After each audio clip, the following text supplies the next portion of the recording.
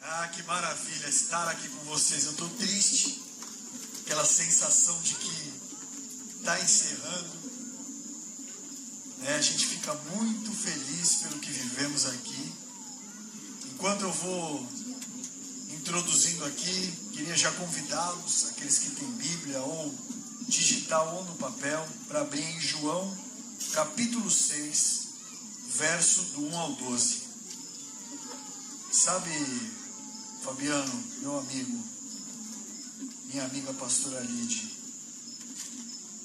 a liberdade, a gente às vezes tem um conceito um pouco distorcido da liberdade. A liberdade é aquela que Paulo dizia: tudo me é lícito, mas nem tudo me convém. Eu, há algum tempo atrás, ouvi um pensamento daquele filósofo Clóvis de Barros, e ele dizia: a liberdade um dia se impõe a você, porque a liberdade ela traz responsabilidade. As crianças têm alguém que diz para elas o que elas têm que fazer.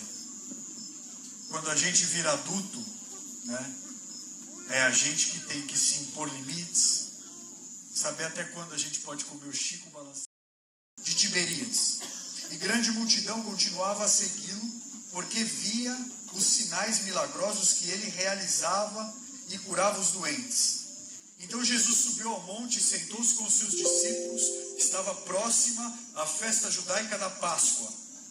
Levantando os olhos e vendo uma grande multidão que se aproximava, Jesus disse a Filipe: onde compraremos pão para esse povo comer? Ele fez essa pergunta apenas para colocá-lo à prova, pois já tinha em mente o que ia fazer.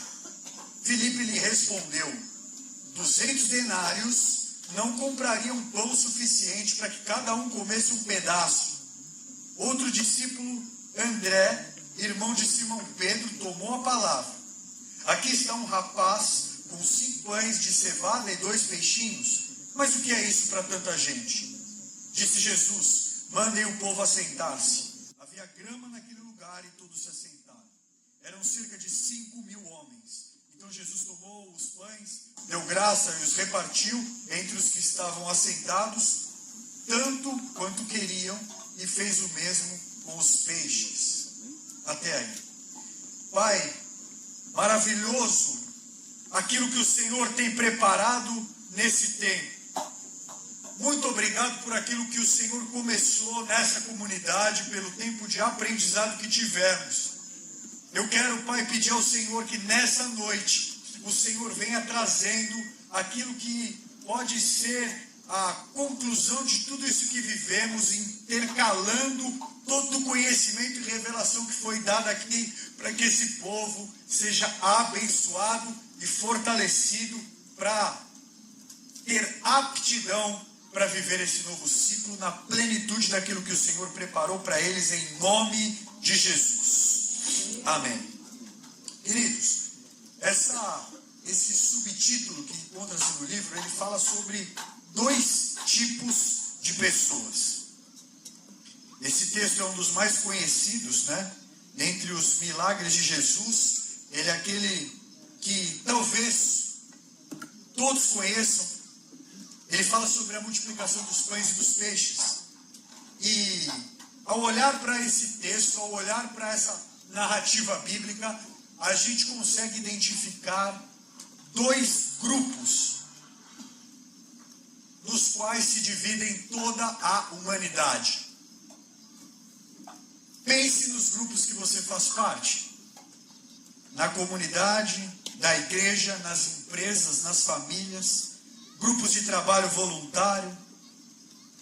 Sempre vão existir 2 tipos de pessoas.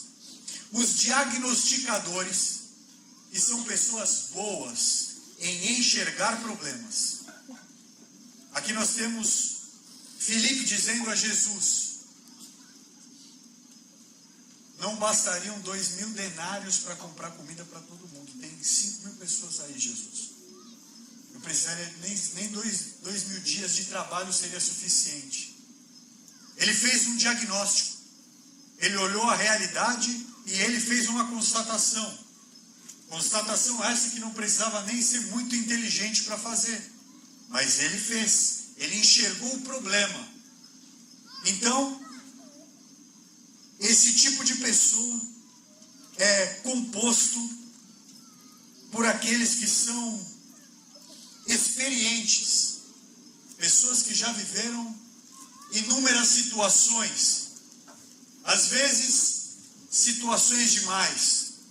Aqueles que se tornam peritos em diagnosticar são pessoas que parecem que têm 1000 anos de idade e já fizeram tudo. Você chega para ele com uma ideia, pastor, vou escrever um livro. Ah, já escrevi livro, é mó difícil, é mó burocracia, é mó trabalho. Pastor, fulano, eu quero abrir uma empresa. Ih, eu já abri empresa, já trabalhei nesse negócio aí. Esse mercado que tu quer trabalhar é difícil, hein, cara? É difícil. Os diagnosticadores, eles minam o sonho das pessoas. Eles já fizeram tudo e descobriram que nada nessa terra funciona. E o Brasil pensa num lugar, apóstolo, de diagnosticador, de resolvedores de problemas. Você pega um Uber e o Uber sabe como resolver o problema da inflação. A carne está desse preço, a comida está desse preço. É tão simples de resolver isso. O barbeiro, você vai cortar o cabelo, ele sabe o que o técnico da seleção brasileira tem que fazer para ganhar o hexacampeonato. Você vai no açougue, conversa com o açougueiro, ele sabe resolver a crise no Oriente Médio. Eu resolvo isso, eu não sei por que está tanto tempo assim. É ou não é? A gente tem os maiores solucionadores de problemas. E a internet potencializou muito isso. Preste atenção aqui. Existe uma síndrome chamada de Dunning-Kruger. É o nome dado a uma síndrome. O que é essa síndrome? O que ela representa? Essa síndrome estabelece que quanto mais superficial é o seu conhecimento em um determinado tema, maior é a sua percepção de conhecimento naquilo. Então, quando você faz uma pesquisa no ChatGPT, por exemplo, como resolver a inflação, por que existe inflação? Ele vai dizer para você, a inflação é causada pela desvalorização do dinheiro. Isso acontece muitas vezes pelo consumo. O excesso de consumo traz a desvalorização do dinheiro. Então, geralmente, se você aumentar os juros, você derruba a inflação. Aí o cara lê aquelas 3 frases e ele acha que ele sabe mais do que o presidente do Banco Central. Isso dá a ele a sensação de ser um especialista. Mas se ele começar a estudar o assunto, estudar a história do Brasil e começar a entender, quanto mais ele se aprofunda naquele tema, mais a sensação de que ele não sabe vai aparecendo. E vai dando lugar ao desejo de aprendizado. Eu fiquei muito feliz e vi coisas maravilhosas e lindas aqui, mas preciso destacar uma. O apóstolo aqui, desculpa, mas eu vou ter que falar. Foi lindo de ver um homem com essa história dizendo, eu estou reaprendendo a viver em algumas coisas, reconhecendo, tem coisas que eu fiz, que a minha geração fez que não foram boas. Isso é lindo de ver, porque hoje nós vivemos, como ele mesmo disse, a era da pós-verdade. Todo mundo tem certeza de tudo, você não acha ninguém que fale, eu não sei algo. Aparece a pandemia, todo mundo sabe o que é a pandemia, todo mundo virou médico. Aí aparece a vacina, no dia seguinte da vacina, todo mundo tem uma opinião sobre a vacina, todo mundo sabe e defende, a vacina é do anticristo, a vacina vira jacaré, não, a vacina é a solução. Todo mundo tem uma certeza. Em questão de 24 horas que surge algo, já todo mundo tem uma opinião, tem uma resposta e tem uma certeza para aquilo. Isso destrói a nossa capacidade de aprendizado. Os diagnosticadores são pessoas assim, cheias de certeza.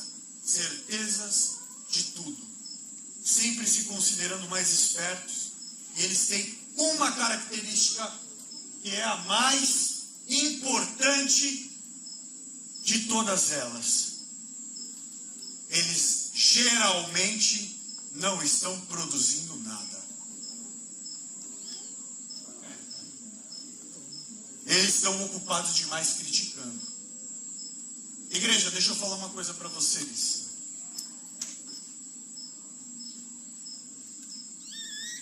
Hoje a gente olha para tudo aquilo que a gente viveu e a gente diz assim: fulano que construiu esse império e esse sistema, está tudo errado, e crucificamos eles como engenheiros de obra pronta. Mas olha a responsabilidade que está sobre nós. Todos aqueles que lá atrás construíram impérios e sistemas e erraram nas suas construções, talvez você não consiga entender isso, ou talvez seja óbvio demais. Nenhum deles quis começar errando. Todos queriam acertar. E eu fiz um estudo aqui só para vocês entenderem uma analogia do que eu quero dizer. Se você começa uma construção de um muro e você tem um esquadro para esse muro, a cada uma variação de 2 graus, é isso aqui, no início do muro, após 500 metros de construção, você tem um desvio de 17 metros. Se você pegar uma construção de 15 anos, o lugar que ela vai levar, já se até perdeu de vista o esquadro. Por isso nós estamos vivendo um momento importantíssimo, porque agora nós estamos colocando os alicerces. É agora que a gente não pode errar. É agora que a gente tem que manter o alinhamento mais preciso com a visão bíblica, celestial e cristocêntrica que nós poderemos alcançar. Porque isso vai determinar a comunidade que os nossos filhos, a cultura que os nossos filhos vão viver. E se a gente errar agora, os nossos filhos vão passar pelo trauma que nós estamos passando. E quem sabe quantos vão sobreviver ou se perder nisso. Então esse é o caminho. Agora, deixa eu te dizer algo. Diante do teu desabafo aqui, meu amigo, tem um discurso de um ex-presidente dos Estados Unidos. Eu gosto muito. Um trecho de um discurso dele. Eu quero ler para vocês. O nome dele é Theodore Roosevelt. Ele disse: não é o crítico que importa, nem aquele que mostra como o homem forte tropeça, ou onde o realizador das proezas poderia ter feito melhor. Todo o crédito pertence ao homem que está de fato na arena, cuja face está arruinada pela poeira e pelo suor e pelo sangue. Aquele que luta com valentia, aquele que erra e tenta de novo e de novo, aquele que conhece o grande entusiasmo, a grande devoção e se consome em uma causa justa, aquele que ao menos conhece ao fim o triunfo de sua realização, e aquele que na pior das hipóteses, se falhar, ao menos falhará agindo excepcionalmente, de modo que seu lugar nunca será junto àquelas almas frias e tímidas que não conhecem nem a vitória e nem a derrota. Isso é maravilhoso. Aquele que está na guerra, aquele que está na arena, ele conhece a paixão, ele conhece o desejo, ele conhece a vitória e ele também conhece a derrota, porque não tem como você fazer nada nessa vida sem você errar. Agora, aquele que só diagnostica não erra. Não erra, porque ele só analisa. Nós, irmãos e queridos amigos que eu fiz aqui, não podemos mais ser diagnosticadores. Deus vai levantar entre nós aqueles que são solucionadores. Porque no meio de tudo isso se levanta André. André está vendo a mesma coisa que Filipe. André sabia contar. André sabia que tinha uma multidão. André sabia que o que eles tinham não era suficiente. Mas ele pega o menino e ele fala assim: cara, você tem 5 pães, você quer me ajudar a resolver o problema? O menino fala: eu só tenho 5 pães, mas eu quero te ajudar a resolver o problema. E ele chega para Jesus e fala: olha aqui, eu não vou matar a fome de todo mundo, mas eu tenho 5 pães. De repente 5 pessoas a gente mata. É 5.000 menos 5. Vamos ver se a gente acha mais pães. Eu estou empenhado em resolver. Eu estou empenhado em solucionar. E, irmãos, o empenho em solucionar mais o fator Jesus é a solução para o problema.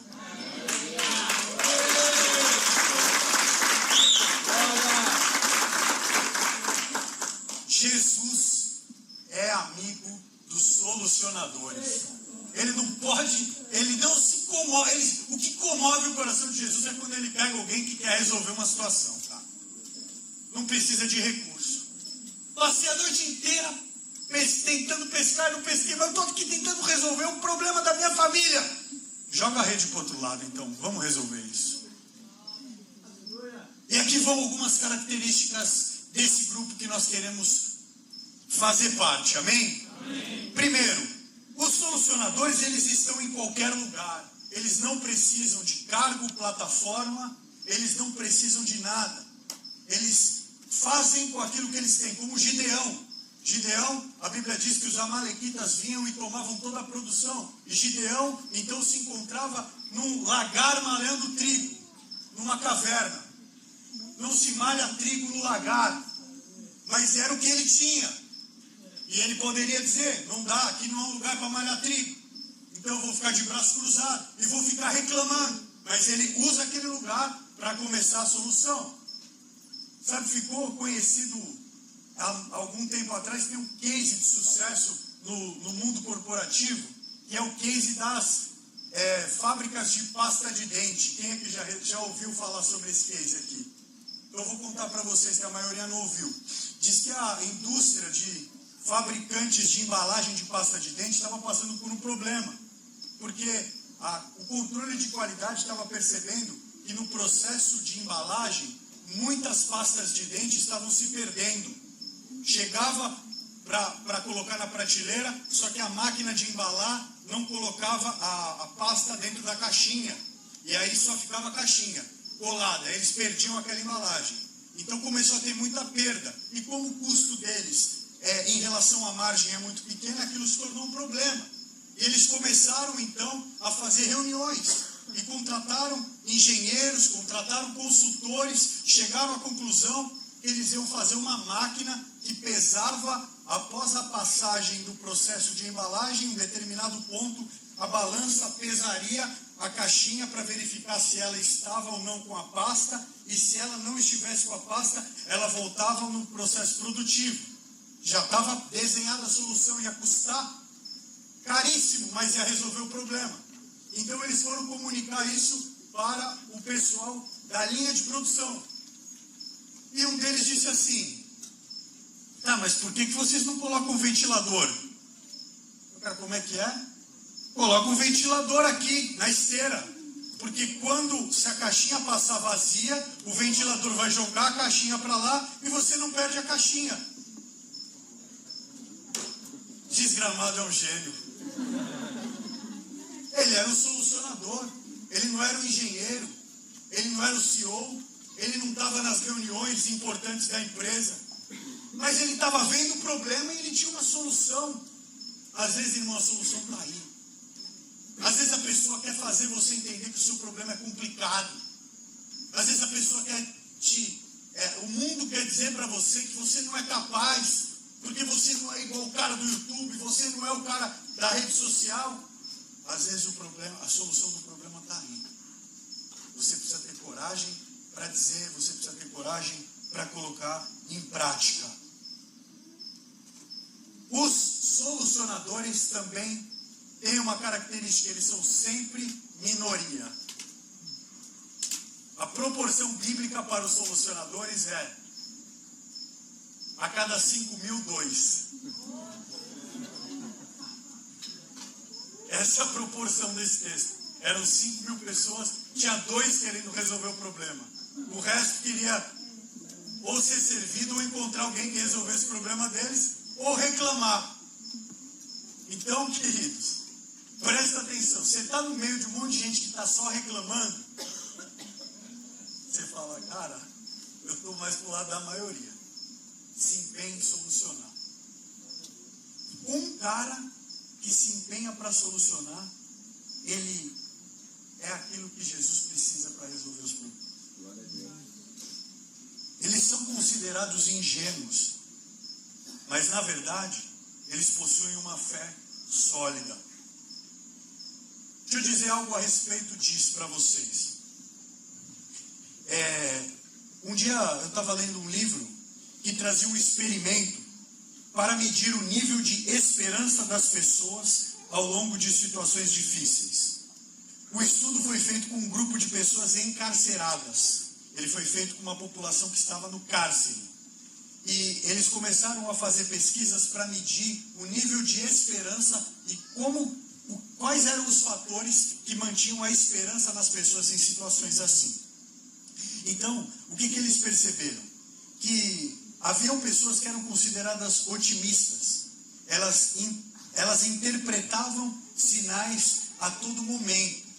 Elas pensavam assim: vai ter a saidinha de Natal e eu estou com um bom comportamento, o meu advogado vai entrar com processo e eu vou ter a liberdade. E aí vinha a visita do advogado, ele ia se alimentando de sinais, só que aquela ocasião não se mostrava como ele quis. Aquilo derrubava a esperança. Aquilo fazia com que o otimismo dele fosse seriamente abalado. Então, a forma mais rápida, concluiu esse experimento, de você perder a esperança, é você se basear em sinais que não são sinais. Provérbios 13:12. A esperança adiada faz o coração ficar doente, mas o sonho realizado é a árvore de vida. Otimismo não é fé. Otimismo é otimismo. E o otimismo, ele tem um péssimo hábito de se transformar em frustração. Então, aquele sonho que Deus tem para você, cuidado com a maneira como você o sonha. Eu sonho em casar, pastor. Eu estou esperando no Senhor. Mas o tempo vai passando e eu coloquei para mim que esse ano eu vou casar. Eu determinei, 2025 eu vou casar.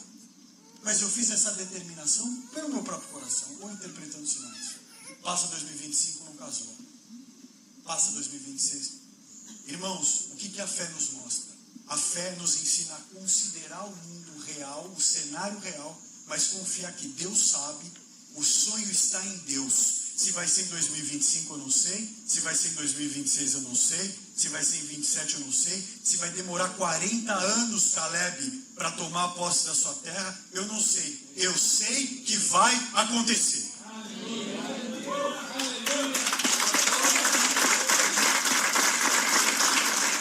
O otimismo ou a ingenuidade é desconsiderar os problemas. A fé não desconsidera problemas. Quando Davi estava diante de Golias, ele não olhou para Golias e falou: ele é um frango. Ele olhou para Golias e falou: olha o tamanho desse cara, velho. O cara tá armado, o cara tá assim, o cara é gigante, o cara é um campeão de guerra. Só que eu tenho o Senhor dos Exércitos. Não sou eu que vou brigar com ele, é o Senhor dos Exércitos. E outra, eu já matei um urso e um leão, cara. Eu não sou um bebê. Eu já passei por isso, ou seja, eu estou considerando a dificuldade, mas eu estou considerando o fator Deus. Otimista era Golias. Ele subestimou Davi. Golias, guarda essa frase, Golias foi o campeão invicto até subestimar a pessoa errada. Ele era otimista, ele mas isso aí pra mim, cara, tomou uma pedrada na cabeça e já era. Jesus, no momento mais difícil, não desconsiderou a dificuldade. Ele disse: Pai, se possível for, afasta de mim. Sabe, igreja, a gente não precisa ter medo de apresentar as nossas vulnerabilidades. Aquilo que o pastor de vocês fez essa manhã foi maravilhoso e inspira vocês a fazer o mesmo. Ninguém diz que você precisa ser perfeito, que você precisa sorrir o tempo todo. Vai ter dias que você vai estar triste, cara. Vai ter dias que você vai permanecer não querendo permanecer.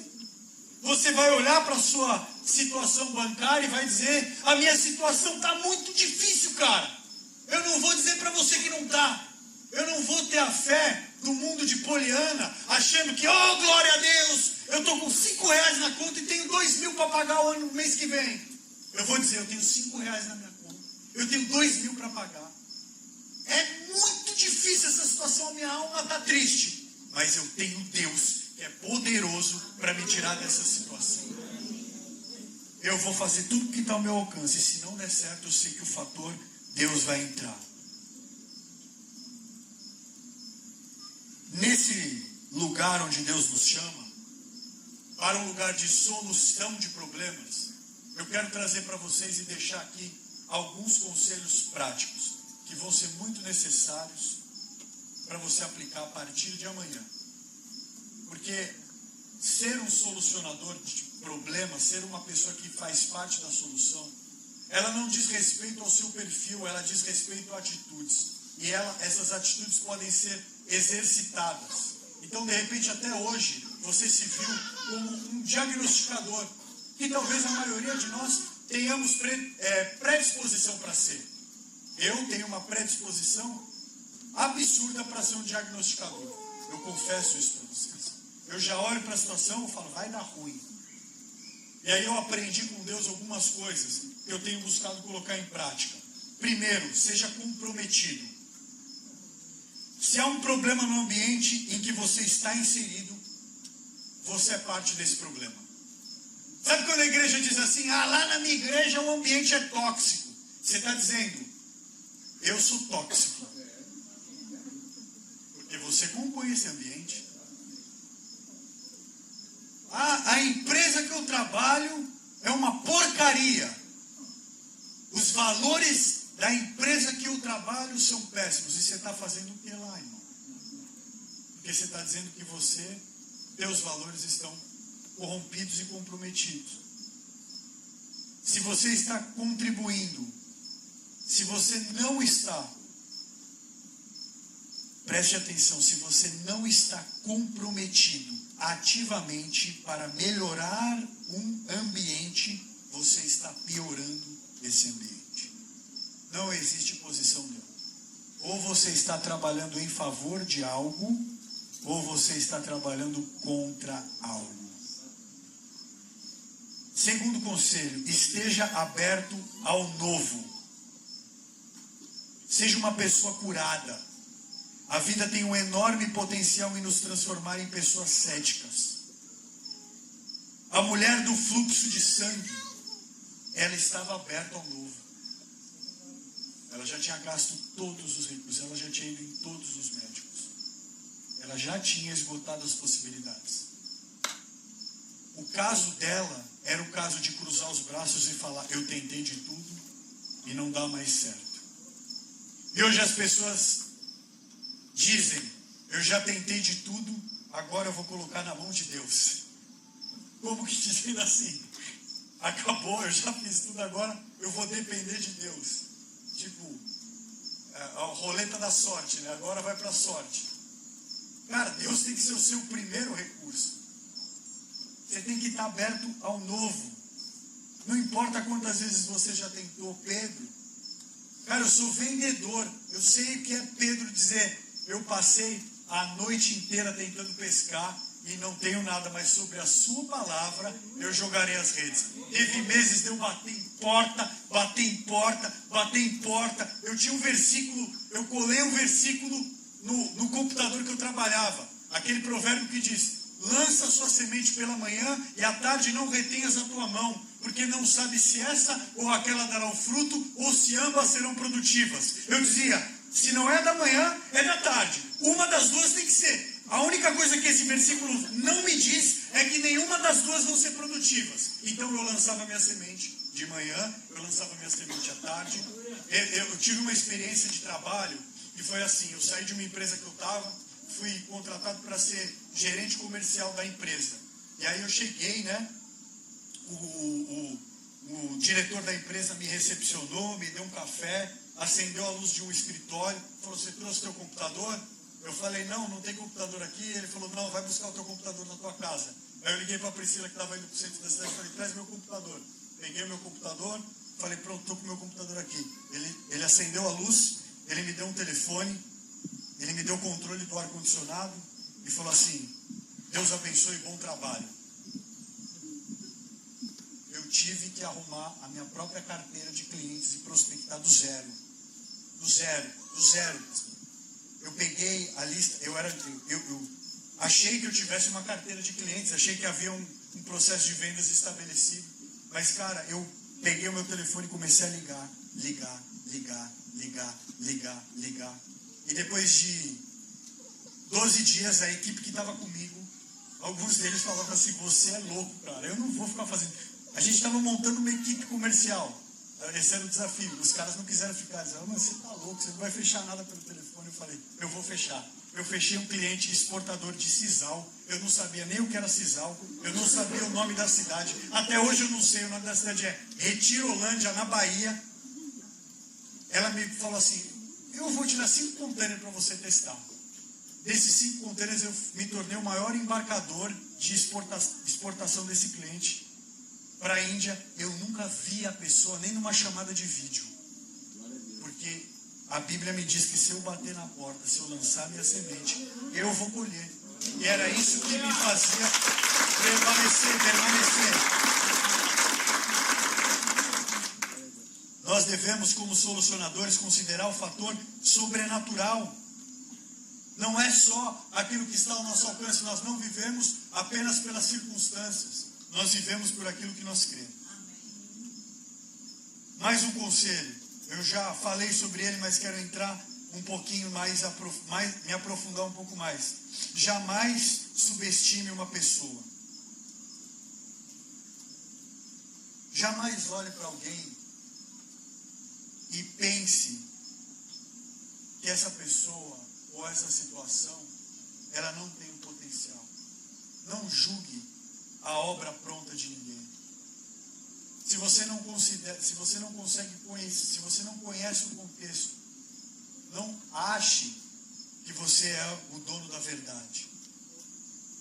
Quinto conselho, esteja pronto para errar. Vou fazer uma pergunta para vocês. Vocês já ouviram uma história?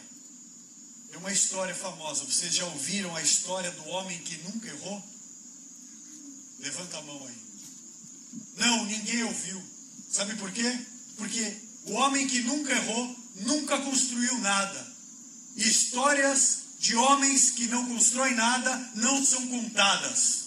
Então toda a história que você vai ouvir, ela tem erros que estão ali.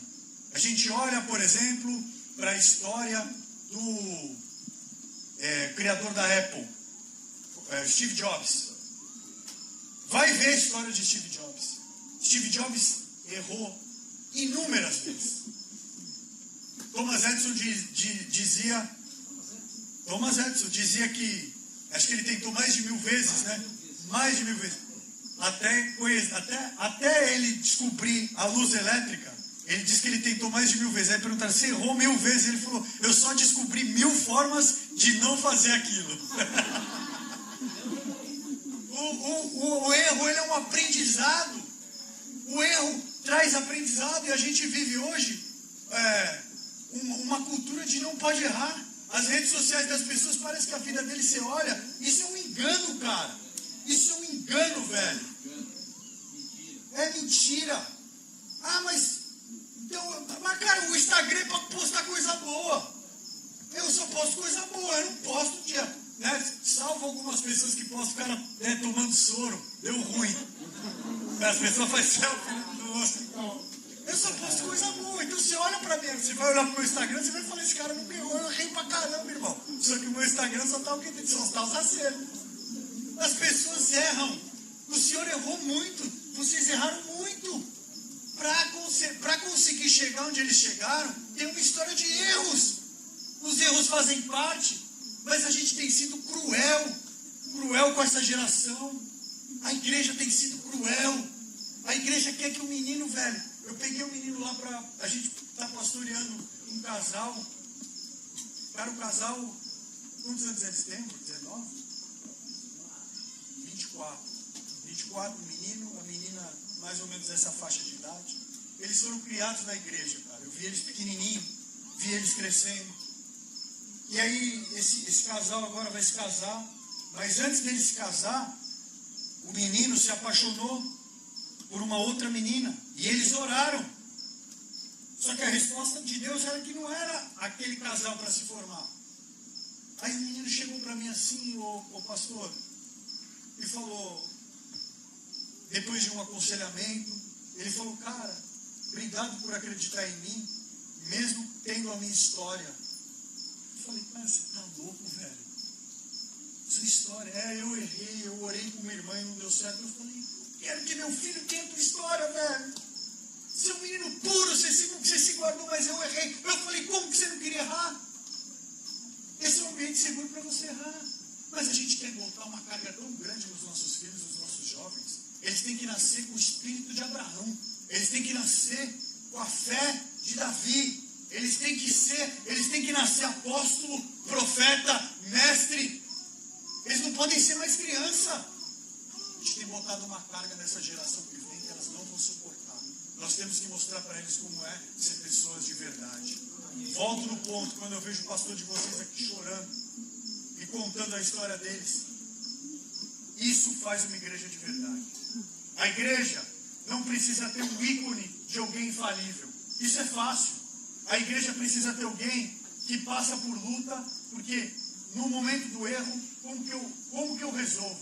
É mais importante você ensinar para alguém o que você faz quando o castelo de carta cai, do que você ensinar a colocar as cartas e demonstrar um castelo que nunca caiu.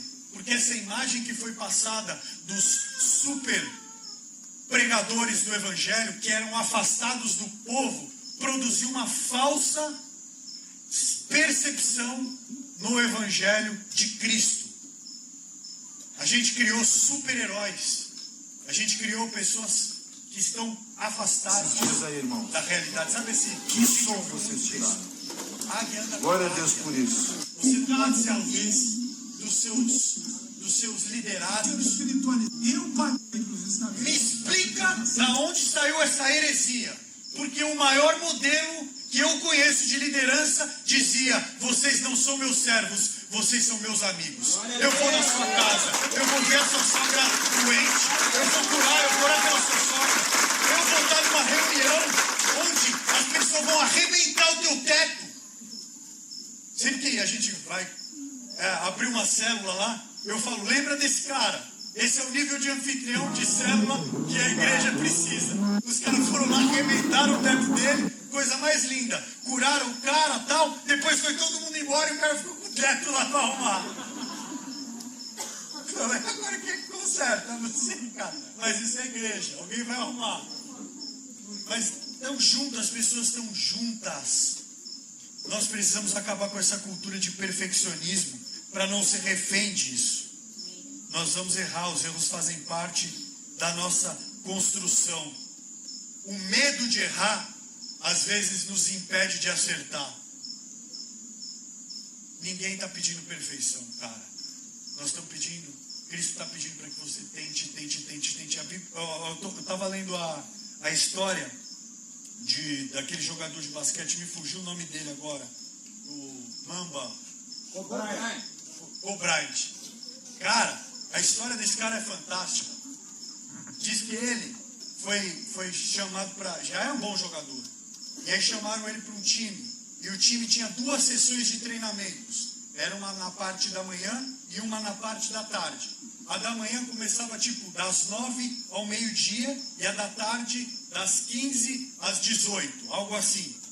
Ele olhou a programação e ele falou assim, beleza, essa é a programação de treino, tudo bem. Ele contratou um personal trainer para que de manhã desse treino de musculação para ele.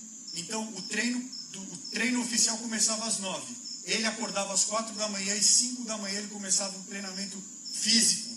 Depois do almoço, onde o pessoal ia descansar, ele usava aquele treino para treinar arremesso. Todo dia ele treinava 1000 arremessos. Todo dia ele treinava 1000 arremessos. Até ele ficar quem ele ficou. Então ele não apareceu do nada. Não é sobre talentos. O talento é importante. Mas a obstinação em fazer algo, a persistência, a constância, a busca, vai fazer com que você se desenvolva naquilo. Amém? Amém. Mais um conselho, cuide das suas lentes. Se os seus olhos forem bons, tudo será bom. Você, preste atenção, pode ser pego de surpresa. Jesus nunca é pego de surpresa. As situações podem aparecer para você como um baita de um problema. Mas onde os diagnosticadores enxergam riscos, os solucionadores enxergam oportunidades. Jesus já tem uma resposta para cada questão. Se você for olhar as grandes crises que tiveram, elas sempre impulsionaram conquistas para o povo de Deus. O Senhor citou aqui a Guerra dos 6 Dias. Israel foi terrivelmente surpreendida pelos seus inimigos. E por um milagre, eles saíram da guerra, eles acabaram com a guerra. Todas as nações ao redor de Israel se levantaram contra eles numa guerra surpresa. Deus deu uma estratégia, eles bombardearam todos os caças inimigos no chão. Eles acabaram com a guerra em 6 dias. Os inimigos acharam que ia destruir eles. Ele destruiu os inimigos em 6 dias e ampliou os territórios. Quando se levantam contra Daniel, e Daniel é jogado na cova dos leões, e aí da cova dos leões, ou você sai morto dentro da barriga de um leão, ou você sai como alguém que triunfou por uma posição de governo. A posição é aquilo que é determinada pela sua fé. Se você vai deixar aquela situação te destruir, ou se aquilo vai ser uma oportunidade para você sair melhor. Isso é determinado pelas tuas lentes. É a forma como você enxerga a situação. Conta-se que um homem foi para a Índia, há muito tempo atrás, para vender sapato. Ele era um vendedor de sapato e falou, você vai pegar a região da Índia, você vai vender lá. E eram em dupla. Aí um chegou e disse assim, ligou pro gerente, o gerente ligou para ele e falou, e aí? Como que você acha do mercado aqui? Ele falou, o mercado aqui é péssimo, ninguém usa sapato. Aí ligou pro parceiro, e aí, o que você achou do mercado aí? Ele falou, o mercado é maravilhoso, ninguém usa sapato, eu vou vender para todo mundo. É a tua percepção da coisa, a situação é a mesma. Depende daquilo como você escolhe olhar. A igreja está difícil, a igreja está doente, uma baita oportunidade para você se levantar como alguém que cura.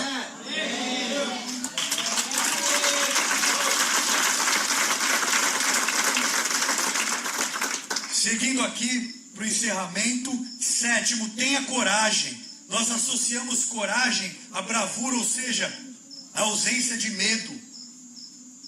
A palavra coragem, ela vem do latim, ela fala de coração, agir com o coração. Cor é coração, é agir com o coração. Então a coragem, ela não está ligada à ausência de medo. A coragem, ela está ligada a você se expor, a você fazer aquilo que a gente cria a igreja, armaduras sociais.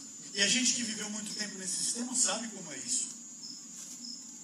Você é ferido pelo sistema. Você fala, cara, eu vou me retrair. Você é traído por alguém. Você fala, eu vou me retrair. Todo mundo vai me trair de novo. Eu não vou mais dar esse espaço para mim tomar outra apunhalada. A coragem diz, eu fui traído. Posso ser de novo, mas eu vou fazer a mesma coisa. Conta-se que um homem viu uma serpente pegando fogo. E ele foi lá, pegou a serpente e tirou, porque ela estava se queimando. Aí a serpente picou a mão dele. E no susto ele jogou a serpente caiu de novo no fogo. Aquele homem pegou um galho, foi lá e tirou a serpente de novo e jogou para fora. Alguém viu aquela cena e falou: você é louco? A serpente te picou, você foi lá e tirou ela de novo do fogo? Ele falou: a natureza da serpente é picar, a minha natureza é fazer o bem e salvar. O fato dela me picar, a natureza dela não vai alterar a minha natureza. Nós não podemos deixar as feridas nos endurecerem. Coragem se trata de você. Erraram comigo, eu errei com alguém, mas nós vamos tentar de novo. Eu tenho traumas, eu tenho ferida, está aqui minha ferida, mas nós vamos tentar de novo. Sim. A Bíblia diz que o homem estava nu e não se envergonhava. Essa é a origem de todas as coisas. A gente foi colocando, cobrindo a nossa nudez. Coragem é voltar, aparecer e aparentar as nossas vulnerabilidades.